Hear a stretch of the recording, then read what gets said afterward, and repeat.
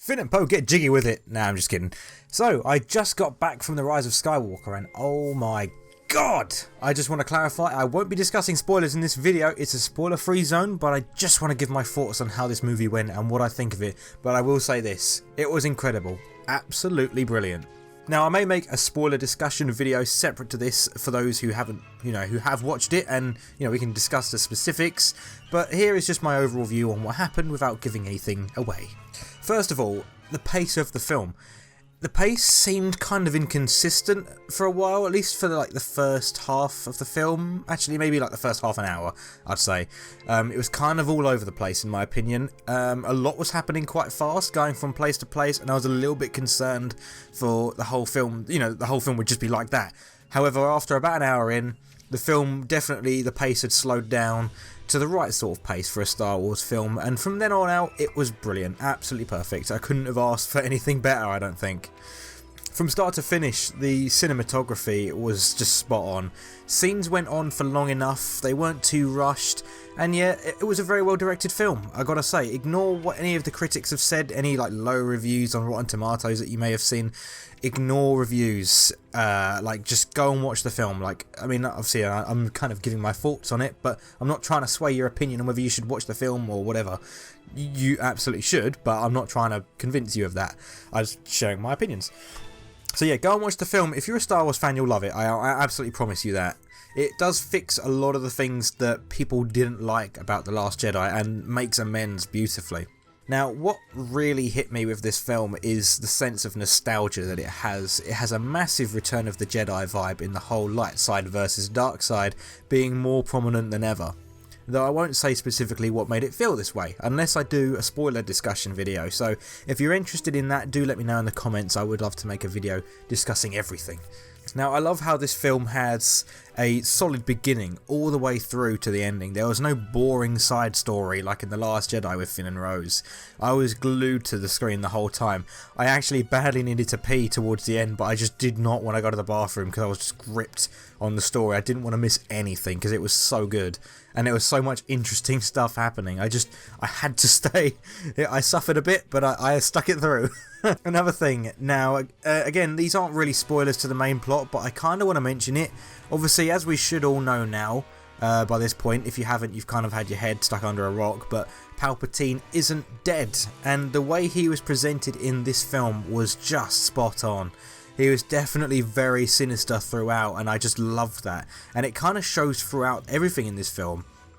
The Last Jedi and The Force Awakens kind of had this forced humour put in, and it was sometimes kind of jarring and took away from the experience a little bit, though I am glad to say this film is really dark and gritty. Visually and in the storytelling, it really shows the struggle they were going through. Obviously there was a little bits of humour in there, but it was never really forced, and it wasn't strong that it had the audience in stitches, though there was only a few of us in this showing. We went right in the middle of the day, so everyone was at work and at school and stuff, so there was no one there. It was kind of a dead showing. But it was enough, the humour was enough to give you a chuckle without ruining the moment, sort of thing, and that was very nicely done. There was actually a good bit of humour with C-3PO, which I don't want to spoil, but there is a good bit of dialogue involving him, which was very well written, and you couldn't help but laugh because it kind of has a little throwback to what he was like throughout the entire franchise, and it wasn't forced, but it was actually kind of funny. Definitely now, my new favourite character, I have to say, Kylo Ren. In this film, he was fantastic. He was really, really good. And, the previous two films, I wasn't much of a fan of him. But in this one, he was spot on. To the point where you really did feel for him. And you saw what he was struggling with properly for the first time. I know they've, mentioned this before. But, jeez. I'd be a terrible movie critic because I can't find much to fault with this film. I think Daisy Ridley, John Boyega, Oscar Isaac, they did a fantastic job leading this film, which, if you've watched my videos before making fun of the way Daisy Ridley acts in the last couple of films, I'm proud to say I noticed a few scenes where she wasn't eyes wide, mouth open, and for me personally, it was much more of a convincing character this way. I must point this out as well, she isn't a Mary Sue. You can see her flaws much more clearly in this film, very well as well, actually, as well as that. It was very well presented, and you also follow more of her training, and so you can see that why her powers are quite convincing, and how, you know, it kind of makes you, well, it's more convincing than they was presented in the past, let's just say that. Now, it took 3 films for me to get attached to Rey, Finn and Poe, but now that the last film's kind of out, I'm actually kind of sad that they're not going to do, like John and Daisy aren't going to do any more films in the Star Wars universe. Though, I guess maybe now I can go back and watch the new trilogy and enjoy their characters more, now that I know how the story ends. And I think that's the best thing. I feel as though this film kind of makes the quote-unquote mistakes that were in the previous films make more sense. So you can go back and watch the last 2 films and enjoy them fully. Because there are, obviously, when those films were the newest ones, there was a lot of mistakes, I guess you could say mistakes, things that didn't quite add up, things that didn't really make sense, but now when you go back and watch them, it's like, you can really appreciate them now, because they've really made amends. Now, all that really leaves me wondering now is, will that be the end of the story? Like, will there be films set after the events of Episode 9? I'd like to think so, but the chances are they won't involve Rey or Finn if they do that.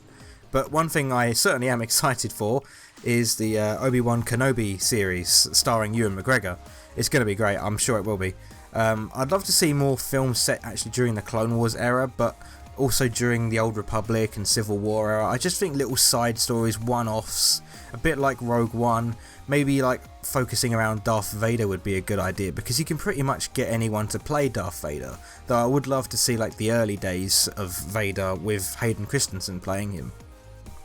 All in all though, I would say The Rise of Skywalker is an incredible film, and it does beautifully wrap up the saga. There were some things that leave me with some questions, but they aren't exactly crucial. These things I can discuss in a spoilers video, but do tell me your thoughts on the film if you've seen it.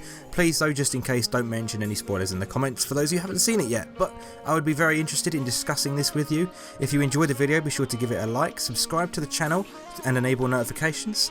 Thank you for watching, and I'll see you in the next video. I'm not loving you the way I wanted to.